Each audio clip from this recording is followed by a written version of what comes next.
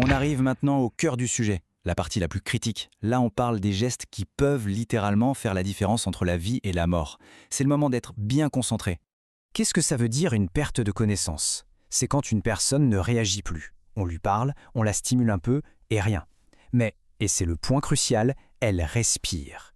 Le danger numéro 1, c'est que sa langue tombe en arrière dans sa gorge et l'empêche de respirer. Pour éviter ça, il y a un geste, la mettre en position latérale de sécurité, la fameuse PLS. La PLS, ça peut impressionner, mais en réalité, c'est une séquence logique en 3 temps. D'abord, on prépare le corps en positionnant les bras et la jambe. Ensuite, on fait pivoter la personne doucement vers soi. Et enfin, on stabilise le tout pour être sûr que sa bouche reste ouverte et orientée vers le bas pour que rien ne vienne bloquer sa respiration. Là, on est dans le scénario le plus grave. La personne est inconsciente, et cette fois, elle ne respire plus. Ou alors, attention, elle a une respiration très anormale, des sortes de hoquets brillants et espacés. On appelle ça des gaspes. Ce n'est pas une vraie respiration, c'est un signe d'arrêt cardiaque. Il faut agir et tout de suite. 30, c'est le premier chiffre à retenir pour la réanimation. Chaque cycle commence par une série de 30 compressions thoraciques. En faisant ça, on fait en quelque sorte le travail du cœur à sa place.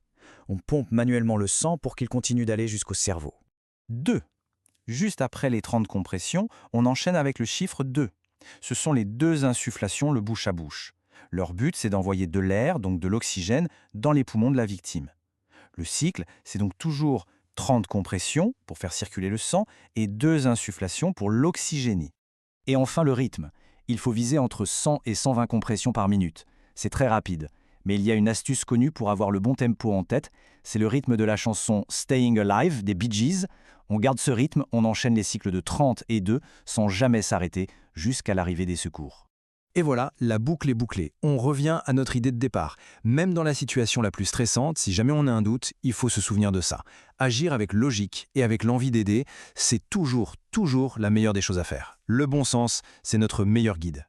Bon, on a vu l'essentiel, de la sécurisation d'une scène d'accident au geste de réanimation. Alors la question finale est toute simple, mais elle résume tout. Maintenant, face à n'importe quelle situation, quel serait le tout premier réflexe à avoir?